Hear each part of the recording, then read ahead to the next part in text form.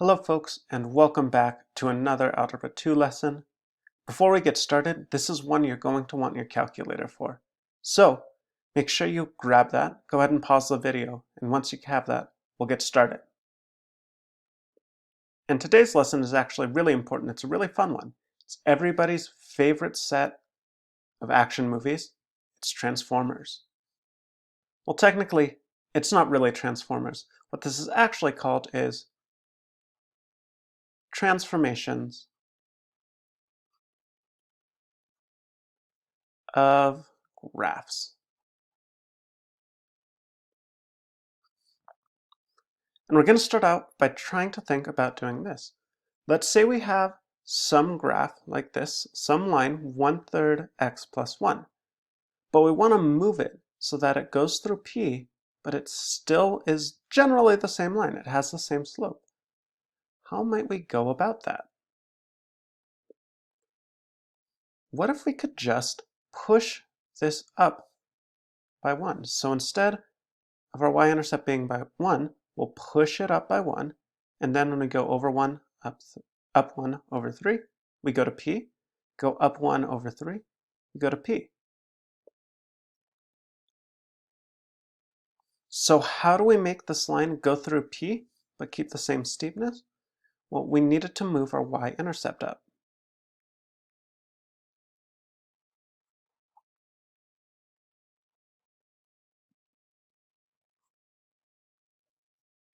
All right, now the key part of transformations is we have to have something to transform. And what we're going to transform are called parent functions. All parent functions are the most basic form of a function.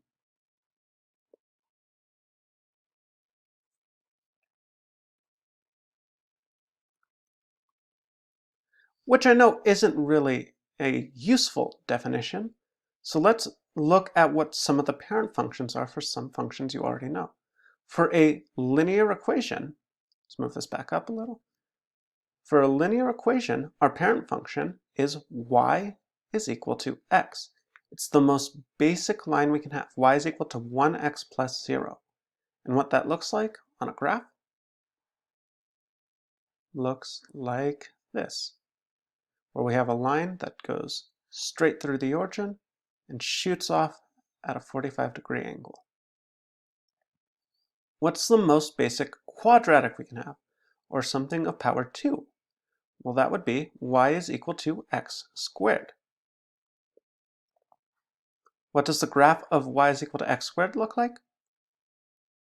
This is the one that looked like a u, or a parabola.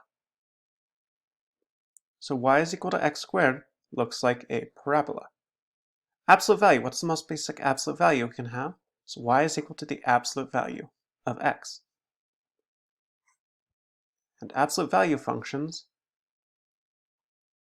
if you remember, or if not, put them into our calculator, they look like v's.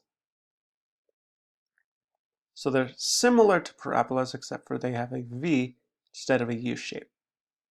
And an exponential, the most basic exponential we'll tend to go with is y is equal to 2 to the x. Exponentials are the equations that start super small and then they get super big super quick.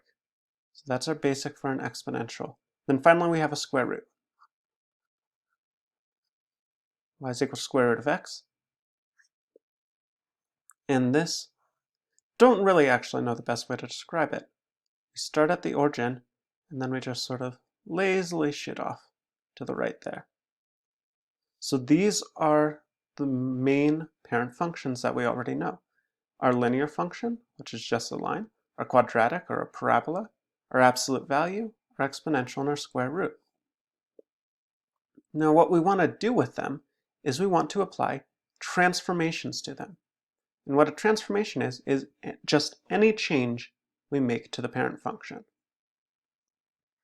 So transformation is any change made to the parent function.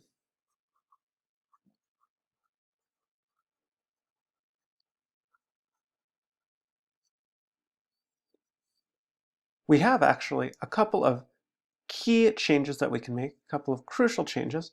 So let's go through and look at each of these. We have some examples of what some of them are.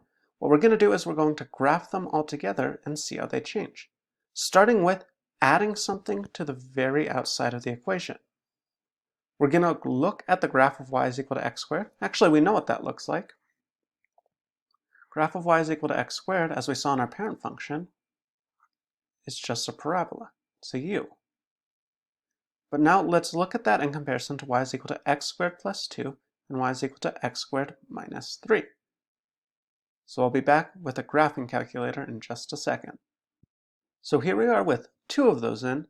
Let's put the last one in. This is x to the second.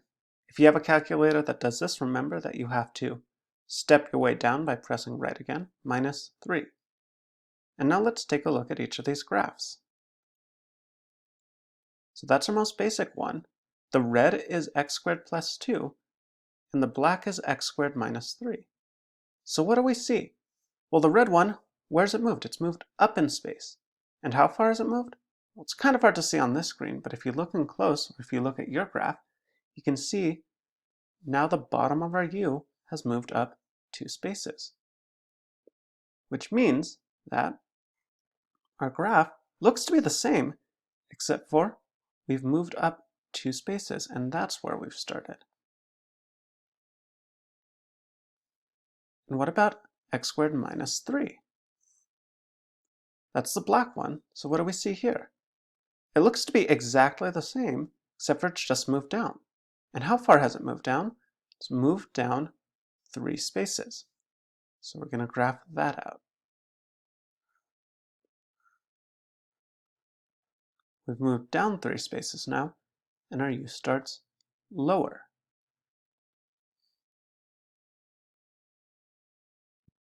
So now we've looked at these, we see that adding something moves it up, and subtracting it moves it down. This means our rule should be that when we change the constant, we shift the graph up or down.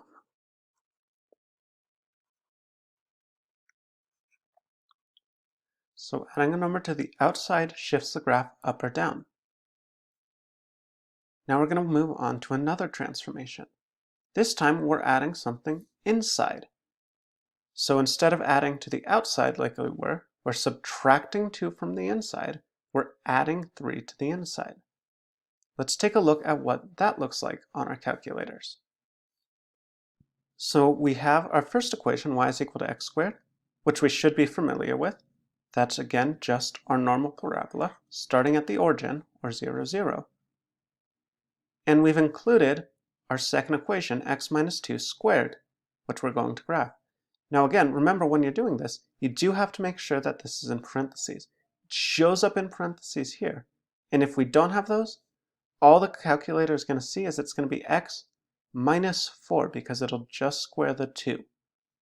With that in mind, let's graph this and let's see what's different. So again, blue is our normal graph, it's our parent function. Red is our new graph. So what do we see? It's moved over. It's moved to the right. And how far has it moved to the right? Well, if you look at your graphs, you'll see that it's moved to the right 2. So now instead of starting at 0, 0, our U is going to start at 2, 0. Okay, perfect. There's that one. What about if we removed this one and we changed it to being x plus 3 squared? That was our other equation. What does that look like? So we've graphed blue as normal, and red we've now seen has moved the opposite way. So when we add, we've shifted it to the left. And how far have we shifted it? We've moved it 3 places. So now our graph, instead, the U will be centered around 3, 0. So what does this suggest for our rule for changing the h value, or the number inside the parentheses, close to x? Well, when we subtracted numbers, it moved it right. When we added it, it moved it left by the same amount. So subtracting 2 moved it right 2, adding 3 moved it left 3. Our rule is then going to be that changing the h value will shift the graph,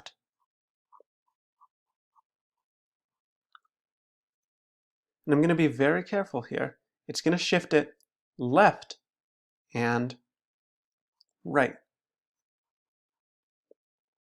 because this is the one that looks weird. Normally when we add, we expect it to go positive. We expect it to go to the right. But this time when we add, it goes to the left. So adding goes to the left, subtracting goes to the right. This is the one that is flipped. It's the only one that's flipped, but you have to keep that in mind as we're going through this.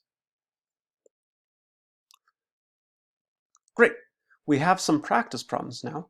Like we have this parent function, and we're going to graph this function. First, let's figure out what the transformations are. Looks like we have a +1 here and a +3 here. What transformations does that make? Well, the +3, it's all the way outside, meaning that we're going to move up 3. +3 means we'll move up 3. +1 is inside. It's going to shift us left and right. And it's plus, so this is going the opposite way. It's not going to move us the way we think, right. It's going to move us left. So we're going to move left 1. And when we graph this, we're going to go up 3. We're going to move left 1. And this is going to be our base. This is the same thing as the origin over here. Now if we look, on either side, it goes up from the origin 1 and over from the origin 1. Meaning that when we do this, we'll go up from the origin 1, or our new origin, where we're starting the base of our u, and we'll go over 1. We'll go up and we'll go over 1 in the opposite direction. Same way we did on this graph. If we continued looking, we'd see we go 2, but we go up 4. So let's try to do that. We go 1, 2, we go up 1, 2, 3, 4. So it's already off the map, meaning that we are good to just put in our graph like this. Great, now we have some more explanations.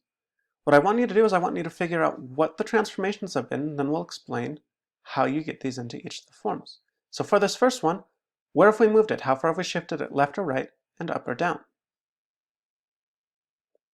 For this equation, we've moved it to the right 3, and we've moved it up 1.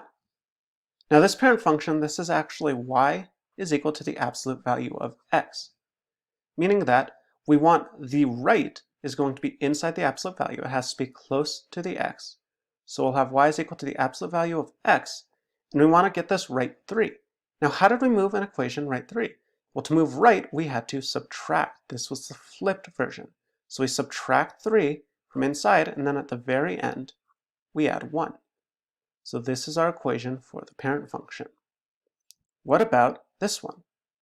How have we changed this graph? Well, for this one, we've moved it left 4, and we've moved it down 1. Does not look like a 4. Okay, we've moved it left 4, and we've moved it down 1. So again, we have the same parent function. We're going to do the same thing.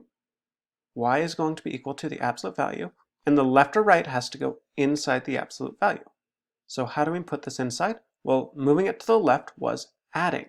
Right? Adding moved left, subtracting moved right. So we add 4, and how did we move it down? Well, down, up and down was simple. You just add to go up, subtract to go down. So we're just going to subtract 1. And that is your equation for this graph. Those are your transformations. Great, so we have 2 basic ones out of the way, moving left and right and moving up and down. Let's look at a couple harder ones, like this one, where we're going to change the sign of everything. We're going to give a negative to everything. For the first, let's look at what f of x is equal to 2x plus 1 will look like. So we have graphed 2x plus 1 here, right, in blue, but we should also be able to know how to graph this. It's just a linear equation where our y-intercept is 1, and each time we go, we move up 2 and over 1. So we'll move up 2 over 1. We'll get another point going the other way. We'll go down 2 over 1 and That's our line. But how does this relate to having a negative out in front, putting a negative out in front? Well, let's put the negative, and let's remember that we have to put everything in parentheses because we're going to be distributing that negative to everything. And let's see how it differs. So for this one, what do we see? Well, it's going down for starters, but does it look similar at all to the other one? Let's take a look at our y-intercepts. How are those different?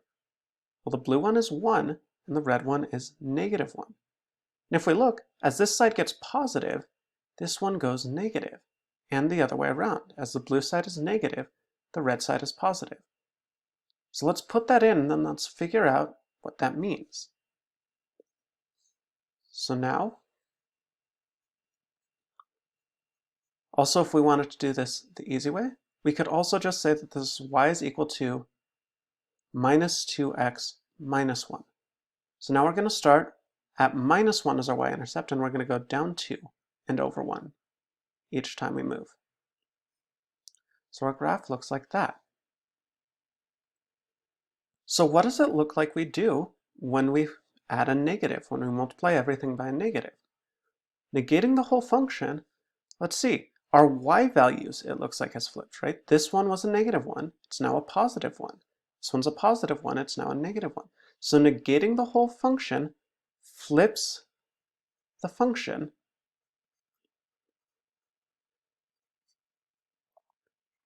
vertically. So it flips it going up and down. So instead of going up now, we're just going to take that and we're going to flip it upside down. So now it looks like that. And that's going to be true of all of these. We'll see it a little bit more, but if you have something like a parabola, it's now going to flip upside down or right side up, depending on how we're looking at it. Okay, so that explains that. What about if we just add a negative to the x? So this should actually read changes of f of minus x. Well, y is equal to 2x plus 1, or f of x. We already know, we just did that one. So we're going to start at 2, or at 1, and we're going to move up 2 over 1 and make our graph. What about minus 2x plus 1? Well, let's throw that into our calculator. Let's see how that looks different. So we've thrown our second equation as minus 2x plus 1. When we graph that, what do we see? It looks almost the same as before, but it's not quite. Where's our y-intercept on this one? It's still at 1. So let's draw this out. If we start, we start at 1, and we're going to go down 2 over 1 each time. But now our y-intercept is the same. So it looks like things have switched slightly. But now let's look at it in relation to our x values. So have our x values changed at all? Or in other words, if I were to flip the right equation over like I was flipping a book page, we would get the same graph, right? So the rule is negating the x, will flip the function horizontally. So it'll flip it, what is that? Hamburger style, not hot dog style.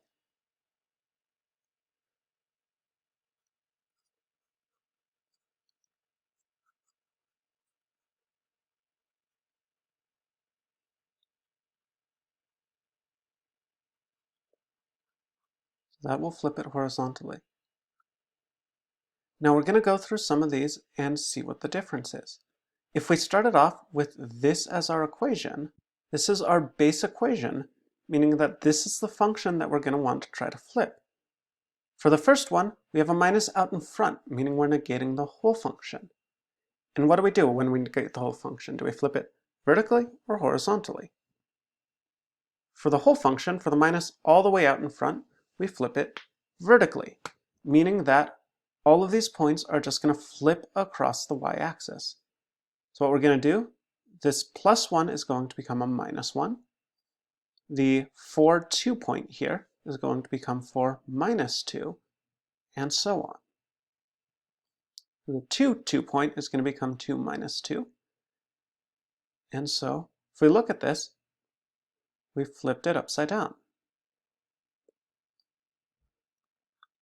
Okay, what about if we have the minus close to the x? If this was a flip horizontally, vertically, then f of minus x is going to be a flip horizontally. So this is a flip vertically. This is a flip horizontally. Meaning that we're going to change all of our x values. They're going to become negative. Meaning that this point 3, 1 here, the x value is going to become negative. So this will be negative 3, 1. And 4, 2 here will be negative 4, 2. 2, 2 will become negative 2, 2. And so on. And so our horizontally flipped graph, it's almost like we folded the graph along the x-axis, and then we just, whatever we were left with on the other side, that's what we have. Whereas with the vertical, we folded it along the y-axis, and whatever we had was what it came out to be. So negatives will flip it. It just depends on whether we're flipping it vertically or horizontally. This brings us to our last set of transformations, though. Now we're looking at the effects of a times f of x. So we're looking at something multiplied to the equation. For starters, we know what x squared looks like.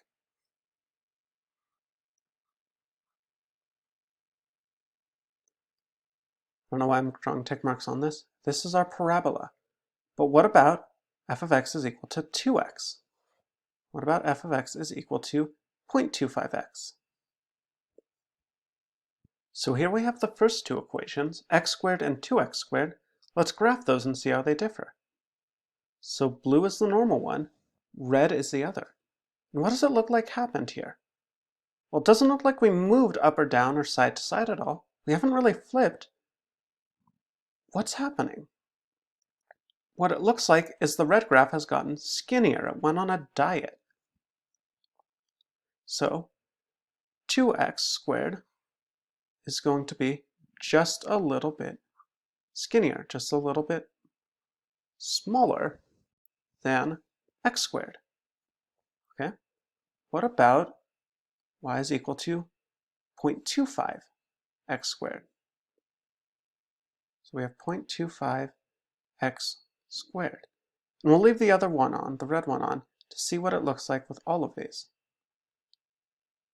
So now red was skinnier, black is definitely fatter. It's wider. So having a decimal made this wider.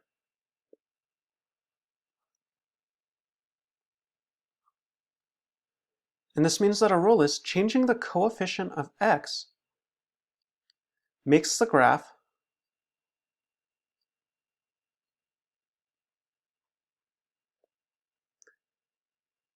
skinnier or wider. And we actually have to be careful here, because there's two ways of thinking about this. It could be that we were sort of compressing it, we're pushing it in from the sides for the graph of 2x, or it could be we were just sort of pulling it out, we were making it taller on the whole. And what it turns out is that skinnier is stretching, actually. So skinnier is stretching. And wider is not that we're sort of pulling it apart, but it's rather that we're pushing it together. So we're making it smaller as a whole. So this is compressing. And this leads to the formal mathematical terms, which get a little confusing. We have a vertical stretch and a vertical compression. Because when I said we're stretching, we're pulling it vertically. We're stretching it out tall-wise. We're not stretching it out sideways. And the same with compression. We're flattening it from top to bottom. We're not flattening it from side to side. So vertical stretch, and this isn't going to be a super useful definition, but I'll explain it. If we have some coefficient that we're multiplying, and that coefficient is greater than 1. Doesn't matter whether it's positive or negative because that flips the sign, but we just care that it's larger than 1, it's not a decimal, then we will vertically stretch.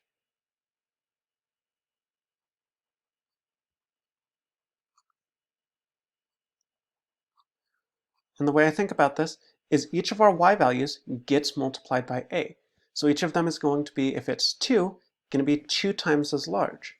Whereas with a vertical compression, the same thing if we have a coefficient, but this time it's a decimal or a fraction, it is smaller than 1, then we have a vertical compression.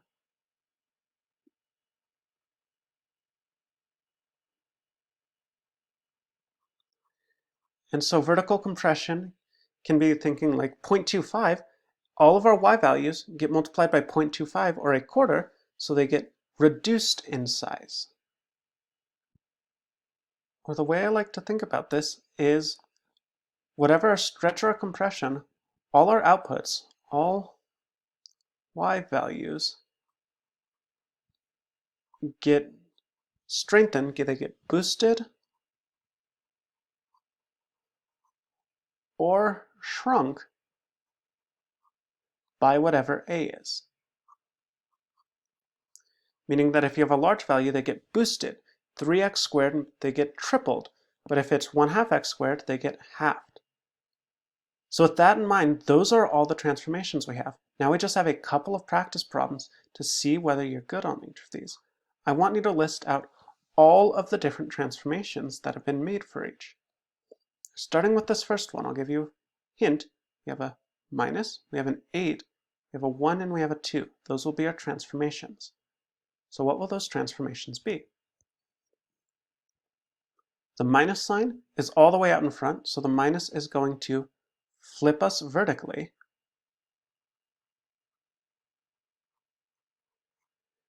And then we have an 8. The 8 is connected to the x, it's sort of our coefficient, making it so that this is going to be what stretches or compresses it. Now because 8 is large, right, we ignored the minus, we dealt with that on its own. 8 is big, so this is going to be a vertical stretch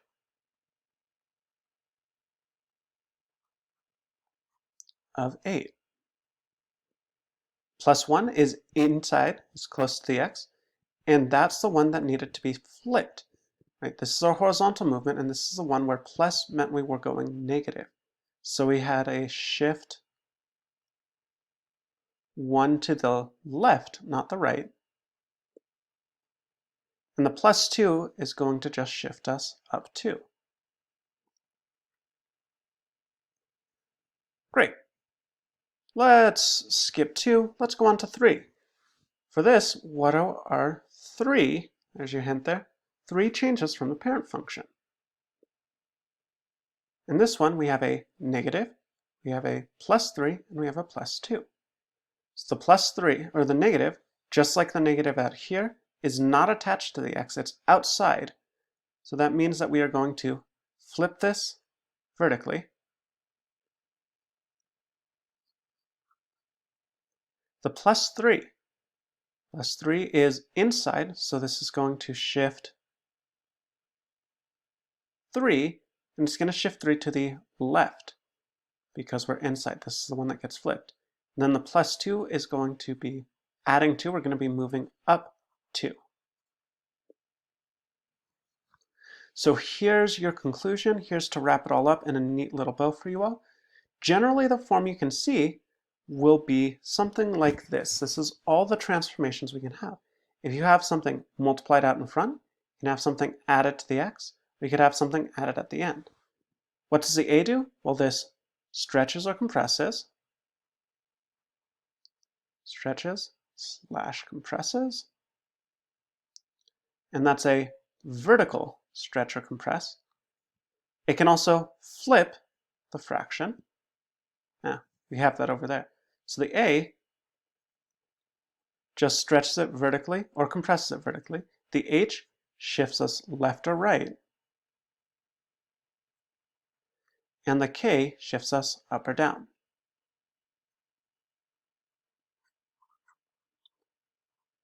And then we have our 2 negatives. Which one is which?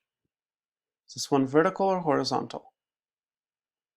For this one, the negative is all the way outside. It's not close to x, so this is vertical. It's going to be a vertical flip. And if it's close to x, it's going to be a horizontal flip. And that is it for today's lesson. These transformations will be showing up throughout the rest of Algebra 2, but this is what we need to remember to start.